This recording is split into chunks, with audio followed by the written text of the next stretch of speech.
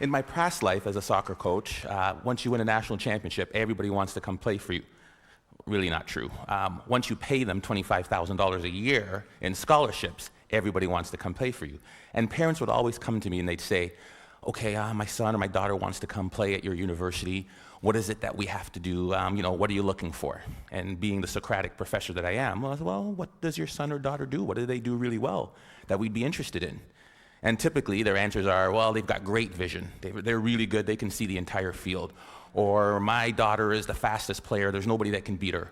Or my son's got a great left foot or really, really great in the air and can head every ball. I'm like, yeah, not bad. But to be quite honest with you, those are the last things I'm looking for. The most important thing, self-confidence. Without that skill, and I use the word skill intentionally, without that skill, we are useless as a soccer player. Because when you lose sight or belief in yourself, we're done for. I use the definition of self-confidence to be the ability or the belief to believe in yourself to accomplish any task, no matter the odds, no matter the difficulty, no matter the adversity. The belief that you can accomplish it, self-confidence. Some of you are saying, great, I don't have it, I'm so shy, I'll never do good. And you start to drag all the way down here. But I use the word skill because I believe it can be trained. And I'll show you a couple of ways in which we do. Hopefully I won't run out of time. I don't use any slides because my speech always goes here, here, or here. So we'll see which way we get to. The easiest way to build self-confidence. There's no magic button. I can't say, hey, this plane is going down. Who can fly it? Put your hand up. I can. I'm confident. Repetition, repetition, repetition. Right? What does Malcolm Gladwell call it? The 10,000 hour rule? There's no magic button. I recruited a goalie from Colombia, South America one year. Big, tall, 6'3" man. He had hands like stone. I thought he was like Flipper. Every time I throw him the ball, down onto the ground. I was like, oh my God, we're in trouble. Simple solution. Get to the wall, kick a ball against the wall and catch it. Kick the ball against the wall and catch it. His goal was 350 a day for 8 months. He came back, his hands were calloused, the moisture on his hands were literally gone. He is now playing in Europe. Magic? No. Repetition, repetition, repetition. The problem is we expect to be self-confident, but we can't be unless the skill or the task we're doing is not novel, is not new to us. We want to be in a situation where we've had so much pressure in that, and what I mean, because pressure builds diamonds, we want to be in a situation where, hey, I've done this 1,000 times. I did my speech, and I practiced in front of the mirror. Hey, I'm sounding good. And then I went in front of my kids and my wife. I was like, oh gosh, got a little nervous. And then I get in front of the Glenn Gould. Oh my goodness, I'm a little more nervous. By the time I get to the ACG, where 2,500 people, can't say any more, right? 2,500 people, where 2,500 people are there, I won't have a single ounce of nervousness because of my ability to practice, right? Over and over and over again. The problem with repetition is, how many of us bail after the first bit of failure? How many of us bail after the first bit of adversity? Edison was on that video. And depends who you ask, there's anywhere from 1,000 to 10,000 tries to build that light bulb. 1,000 to 10,000. J.K. Rowling should be on that video. You know how many publishers she took her Harry Potter book to? I believe the number was 12 or 13. I'm pretty confident, but after 2 or 3 no's, I'd be like, dang it. After 6 or 7, I'm like, maybe not. Definitely after 9 or 10, I'd be looking to be a soccer coach or something else beside an author. Right? I mean, 12 times somebody said no. But practice, practice, practice, and do not accept failure. Maybe it shouldn't be repetition. Maybe the answer should be persistence. Because we all repeat something, but very few of us really will persist. So that's one way to build self-confidence. Get out there. Do what you want to do and do not accept no. The other one is self-talk. We all have a self-talk tape that plays in our head. Anybody go shopping and put on a pair of pants this week? If you're a woman, the first thing that always comes, damn, I look fat in these pants. And if you're a man, it's the opposite. Oh God, I have no muscle, I'm so flabby, right? We all have this tape that plays in our head. As a student, if they asked me the question, it was like, oh, gee, please, professor, don't pick me. I don't know the answer. I look down, right?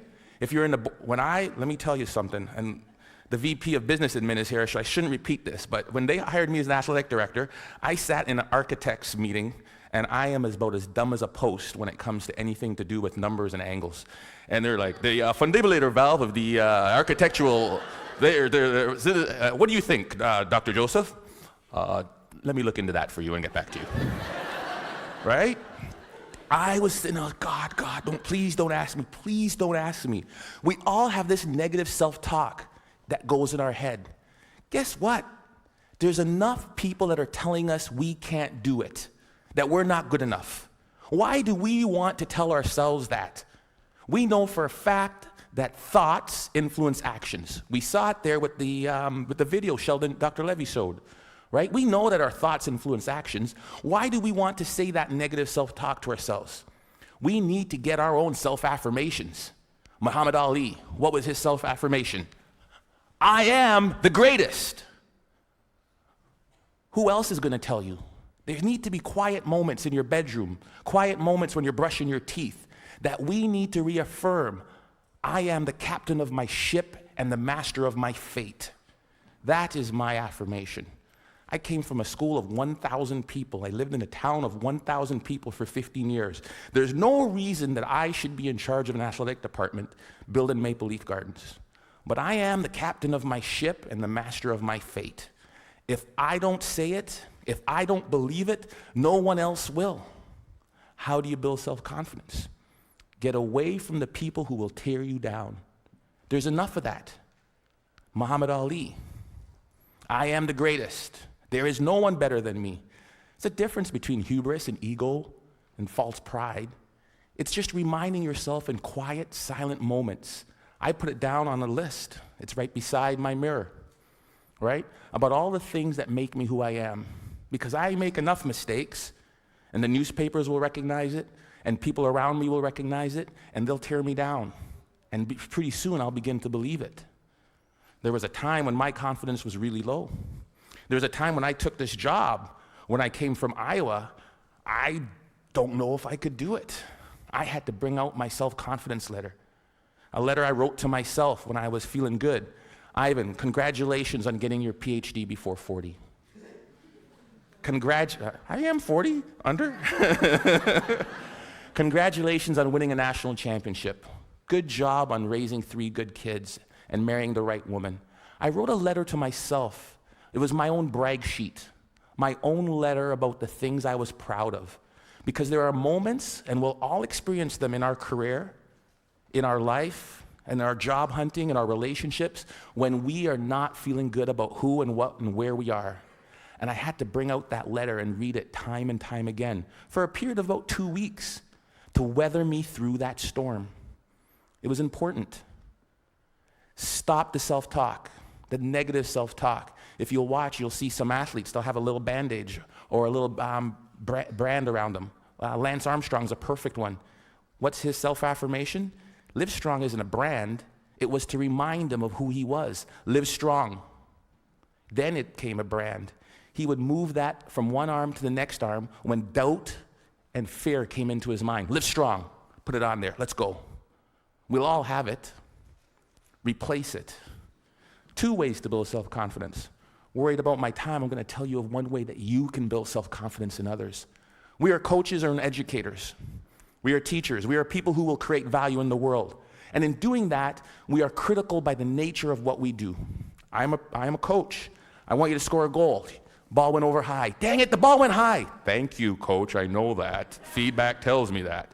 So what do? I need you to put your elbow or here. I need you to put your knee over the ball. I need you to follow through. Boom, land, great. Notice I never made it as a professional. What can we do? We fix mistakes. When I'm fixing that mistake, Johnny, this is terrible. You need to bend your knee. You need to do this. What have I done to Johnny's self-confidence? Bend your knee. Think of this. Next thing you know, Johnny's crushed. Ignore what Johnny does wrong and find Bob or Sally or Frida over here. Great goal, Frida. I loved how you kept your knee low, you followed through, and you landed like this. Great job. Johnny, oh, great. Johnny's not demoralized. His confidence isn't shot. And what I've done is I've built up Frida's. Imagine how we could change the way we parented kids. Instead of, get that glass off the counter, what's wrong with you? If we catch them while they're good. Great job. Great job. Thank you, Alice, for taking your glass to the counter. It sounds simple, but we forget about it. Or as educators, or somebody as a team, if we manage to praise the positive behavior that we wanted to reinforce. We forget it. It sounds so simple.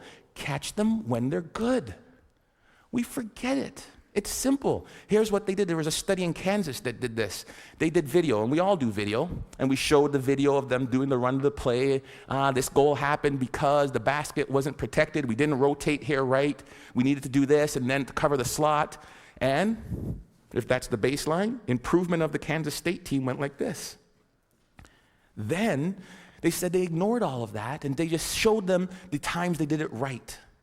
The times they did it perfect, that presented no goals, spoke to the same points, improvement went like that. It changed and revolutionized the way we as coaches interact with our student athletes. We can apply that to the business world. We can apply that to our student group works. We can apply that to our management teams easily. Catch them when they're good. Last and certainly not least, my son is really good at this. Self-confident people interpret feedback the way they choose to.